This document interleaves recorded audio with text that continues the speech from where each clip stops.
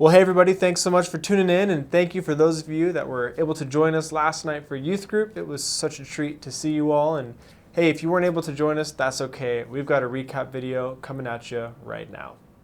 So last night we continued in this series we're going through called Vanity. This series has taken us through the book of Ecclesiastes. And we've learned quite a bit over the last 3 weeks, but ultimately where we've landed is this book is about trying to discover this question that the author Solomon is asking: what's the purpose in life?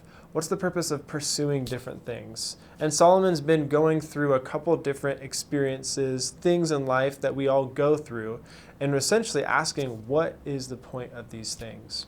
And we spent our time talking about 2 more things last night where he basically examines them and says there is no point to either of these things. And the first thing we talked about was wisdom. And in fact, Solomon, known as one of the wisest people on earth, spends a portion of this chapter, in chapter 2, talking about how his pursuit of wisdom, anyone's pursuit of wisdom, ultimately is meaningless. Now that may sound a little strange because we all would think wisdom and knowledge is a good thing to have, but Solomon's point in this idea of wisdom being meaningless was that a wise person and a person known as unwise, or as he calls a fool, are both going to ultimately finish their lives in the same manner. A little bit depressing, but his purpose is this: if you are pursuing wisdom and knowledge just for yourself, you're going to finish at the end of your life the same exact way as someone else who hasn't cared a bit about that portion of their life. But then Solomon moved from wisdom to this next thing, which he mentions as toil. We called and kind of used the term work.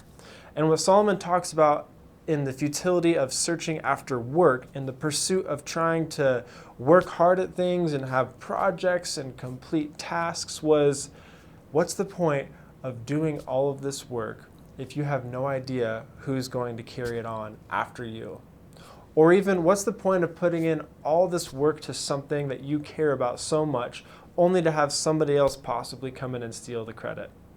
Now, with both this idea of wisdom and work, there are really good qualities about both of these things. So we kind of spent some time trying to figure out, okay, are these 2 things really meaningless? But here's what we landed on.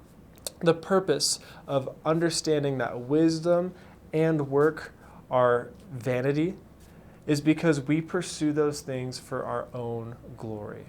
And not only that, but we kind of realized that those things are gifts from God.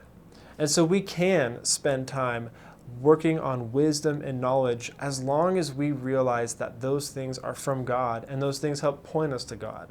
And same thing when it comes to work. If we're going to work hard at something, we should do it for the Lord. Not only that, but we should not be working to please other people or ourselves, but ultimately we should be working to please God. So we kind of left in that the end of this chapter 2 really gives us a positive note to say, spend time enjoying those parts of life.